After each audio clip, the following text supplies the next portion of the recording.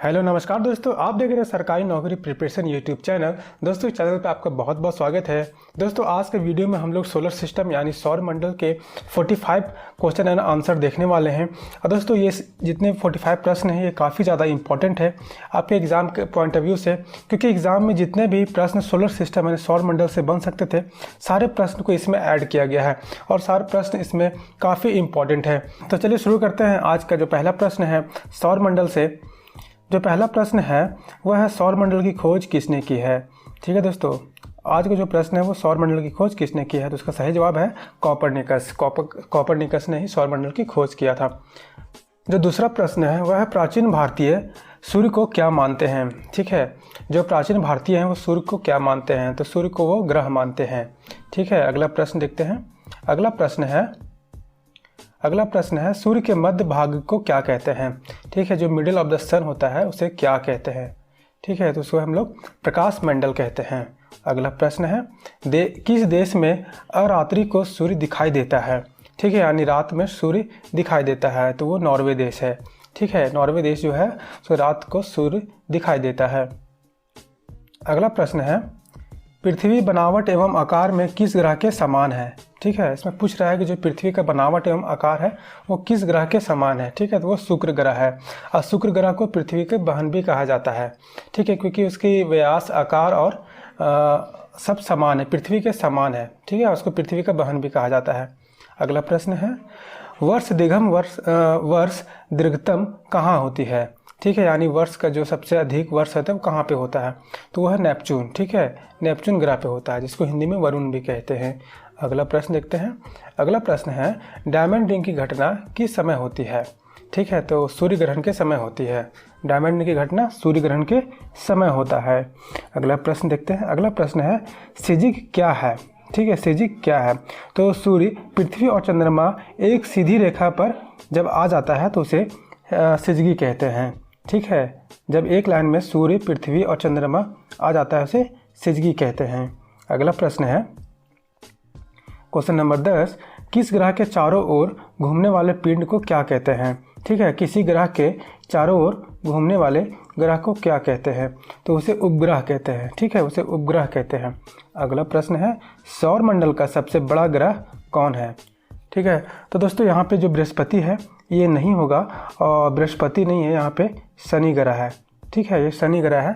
2019 के बाद ये शनि ग्रह हो गया। इसके पास अभी 82 मून्स हैं। अगला प्रश्न देखते हैं। अगला प्रश्न है सूर्य के धरातल का तापमान लगभग कितना होता है, तो सूर्य के धरातल का तापमान 6000 डिग्री सेंटीग्रेड होता है। ठीक है, सॉरी सेल्सियस होता है। अगला प्रश्न है मध्यरात्रि का सूर्य किस क्षेत्र में दिखाई देता है। ठीक है, मध्यरात्रि का सूर्य किस क्षेत्र में दिखाई देता है, तो वह होता है अंटार्कटिक क्षेत्र में। ठीक है, अंटार्कटिक क्षेत्र में दिखाई पड़ता है।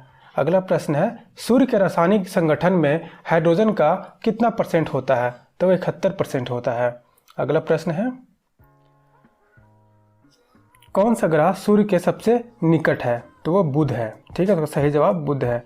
अगला प्रश्न है बुध ग्रह सूर्य का एक चक्कर लगाने में कितना समय लेता है। ठीक है, तो सही जवाब है उसका है 88 दिन। अगला प्रश्न है सूर्य में सबसे दूर कौन सा ग्रह है। ठीक है, सूर्य से सबसे सबसे दूर कौन सा ग्रह है, तो वह है वरुण। ठीक है, नेपच्यून। अगला प्रश्न है पृथ्वी एवं अंतरिक्ष के बीच वायुमंडल ना होता तो आकाश का रंग कैसा दिखाई देता। ठीक है, अगर वायुमंडल नहीं होता अंतरिक्ष और सूर्य के बीच तो आकाश का रंग कैसा दिखाई देता, तो काला दिखाई देता। ठीक है, अभी हमारा नीला दिखाई देता है, अगर नहीं होता तो वो काला दिखाई देता। अगला प्रश्न है कौन सा ग्रह सूर्य का चक्कर सबसे कम समय में लगा लेता है।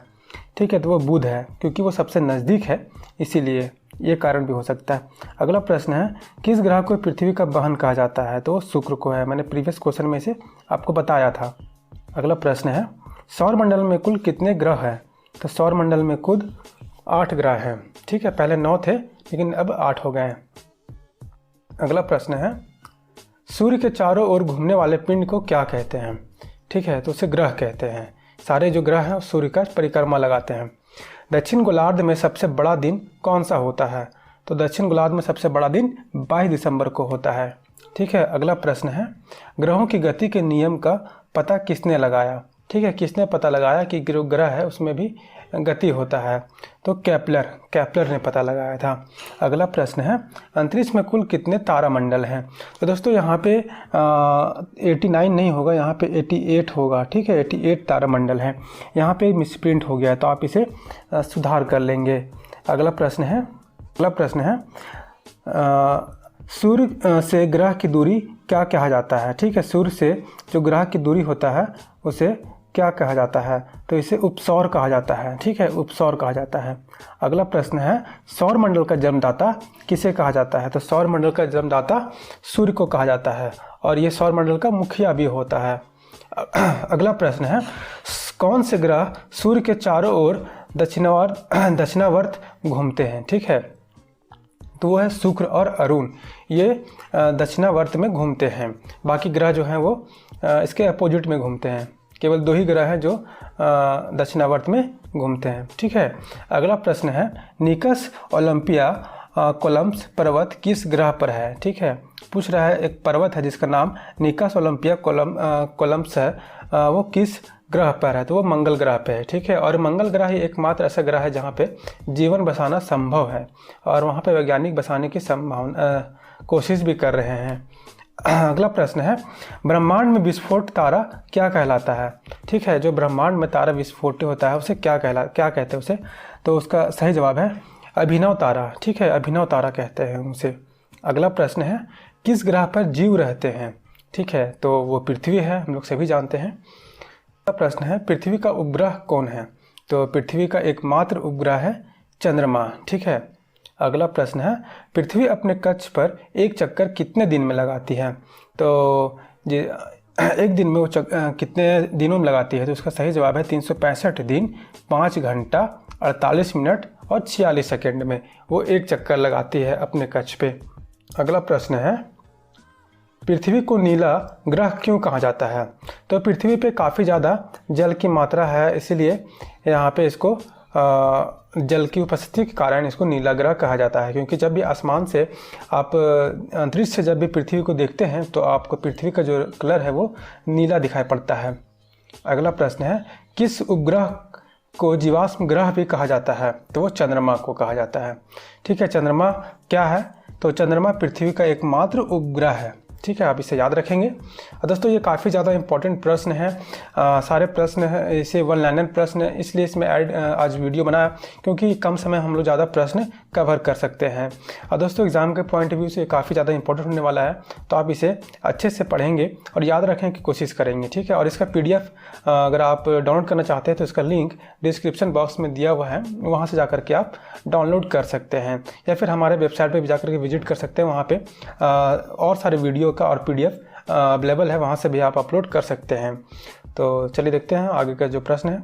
आगे का जो प्रश्न है क्वेश्चन नंबर 38, पृथ्वी से चंद्रमा का कितना भाग दिखाई देता है? ठीक है, जो हम लोग पृथ्वी से चंद्रमा को देखते हैं तो हम लोग कितना % देख पाते हैं? तो इसका सही जवाब है 57%। ठीक है, हम लोग 57% हिस्सा ही यहाँ से चंद्रमा का देख पाते हैं। अगला प्रश्न जो है वो है, उत्तरी गोलार्ध में सबसे बड़ा दिन कौन सा होता है? ठीक है, उत्तरी गोलार्ध में सबसे बड़ा दिन कौन सा होता है? वो तो 21 जून होता है। ठीक है, 21 जून वो सबसे बड़ा दिन होता है। अगला प्रश्न देखते हैं, किस तिथि को रात और दिन बराबर होता है? तो दोस्तों ये भी काफ़ी इंपॉर्टेंट प्रश्न है।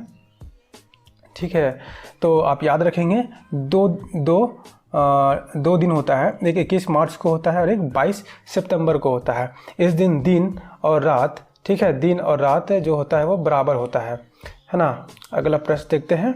अगला जो प्रश्न है, सूर्य द्वारा ऊर्जा देते रहने का समय कितना होता है? ठीक है, कितना है जो सूर्य द्वारा ऊर्जा देते रहने का समय कितना है? तो वो है 1011 वर्ष। ठीक है, यानी 1011 वर्ष तक वो सूर्य जो है ऊर्जा देता रहेगा हम लोग को। सौरमंडल का सबसे बड़ा ज्वालामुखी कौन सा है? ठीक है, तो उसका सही जवाब है ओलिप्स मेसी। ठीक है, ओलिप्स मेसी जो है वो सौरमंडल का सबसे बड़ा ज्वालामुखी है। अगला जो प्रश्न है, अरुण ग्रह की खोज कब हुई? तो अरुण ग्रह की खोज 1781 ईस्वी में हुई। ठीक है, अगला प्रश्न देखते हैं। अगला प्रश्न है, पृथ्वी द्वारा सूर्य का एक परिक्रमा को क्या कहते हैं? ठीक है, तो उसे सौर वर्ष भी कहते हैं। ठीक है, सौर वर्ष भी कहते हैं, और हम लोग का वर्ष भी 365 दिन का होता है। ठीक है, तो 365 दिन में वो एक चक्कर लगाता है पृथ्वी। आज का अंतिम प्रश्न, पृथ्वी पर ऋतु परिवर्तन का क्या कारण है? ठीक है, तो अक्ष पर झुकी होने के कारण जो है वो पृथ्वी पर ऋतु परिवर्तन होता है। तो दोस्तों ये काफ़ी ज़्यादा इंपॉर्टेंट क्वेश्चन है, आप इसे याद रखने की कोशिश कीजिएगा। दोस्तों आज के वीडियो में इतना ही। वीडियो अगर आपको कैसा लगा, वीडियो आपके थोड़ा सा भी अगर मददगारी हो तो वीडियो को लाइक ज़रूर करें, और चैनल पे आप नए हैं तो चैनल को सब्सक्राइब जरूर करें। ये वीडियो अगर आप यूट्यूब पे देख रहे हैं तो हमारे चैनल को सब्सक्राइब जरूर करें। अगर वीडियो आप हमारे फेसबुक पे देख रहे हैं तो हमारे पेज को फॉलो करें, और वीडियो अगर इंस्टाग्राम पे देख रहे हैं तो भी हमारे चैनल को सब्सक्राइब जरूर करें। तो दोस्तों आज के वीडियो में इतना ही। मिलते हैं एक नए वीडियो में एक नए टॉपिक के साथ, आपके एग्ज़ाम के पॉइंट ऑफ व्यू से काफ़ी ज़्यादा इंपॉर्टेंट हो उन सारे क्वेश्चंस हम लोग बनाने की काफ़ी ज़्यादा कोशिश करते हैं। तो तब तक के लिए आप अभ्यास करते रहिए, और इसका PDF आप डाउनलोड कर लीजिए और रिवीजन करते रहिए। रिवीजन बहुत ज़रूरी है। ठीक है, तो मिलते हैं एक नए वीडियो में। तब तक के लिए स्टे होम, स्टे सेफ।